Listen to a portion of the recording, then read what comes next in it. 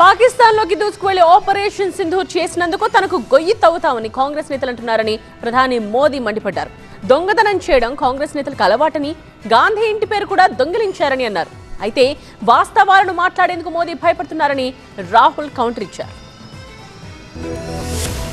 రాజ్యసభలో 1:35 ప్రసంగంలో కాంగ్రెస్ ను చీల్చి చెండాడారు ప్రధాని మోదీ. ఆపరేషన్ సింధూర్ తో తాను పాకిస్తాన్ తాటదీస్తే కాంగ్రెస్ నేతలు మాత్రం తనకు గొయ్యి తీస్తామని, సమాధి కడతామంటూ బెదిరిస్తున్నారని విమర్శించారు. కాంగ్రెస్ నేతలకు పథకాల పేర్లు ప్రకటించడం మాత్రమే తెలుసని, తాను మాత్రం పథకాల్ని అమలు చేసి చూపిస్తున్నట్టుగా తెలిపారు ప్రధాని. మోదీకి కబ్ర్ క్యో ఖోదనా చాహతే హై? ये सिर्फ नारा नहीं है, इनके भीतर पड़ी हुई नफरत का प्रतिबिंब है, इसकी अभिव्यक्ति है।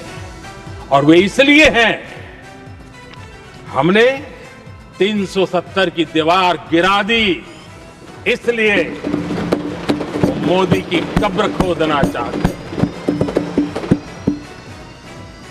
हमने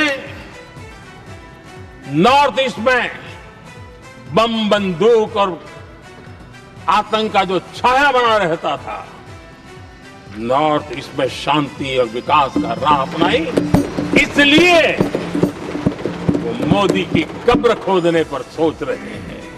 पाकिस्तानी आतंकियों को घर में घुस करके जवाब देते हैं, इसलिए मोदी की कब्र खोदने की बात है। నెహ్రూ, ఇందిరాగాంధీ దేశ ప్రజల్ని భారంగా భావిస్తే తాను మాత్రం వాళ్లను తన బాధ్యతగా భావిస్తున్నట్టు ప్రధాని తెలిపారు. సిక్కు నేత బిట్టును గద్దారని పిలిచి రాహుల్ గాంధీ సిక్కుల్ని దారుణంగా అవమానించారంటూ మండిపడ్డారు మోదీ. सभापति जी, चोरी करना जिनका पुश्तैनी धंधा है, जिन्होंने एक गुजराती की सरनेम भी चुरा ली, महात्मा गांधी की सरनेम चुरा ली, ये लोग, और देश की जनता इतनी समझदार ऐसी पटक देती है लोगों को. ప్రధాని విమర్శలకు రాహుల్ గాంధీ కౌంటర్ ఇచ్చారు. వాస్తవాల్ని మాట్లాడడానికి మోదీ భయపడుతున్నారని, మోదీ ప్రసంగమంతా అబద్ధాలతో సాగిందంటూ విమర్శించారు.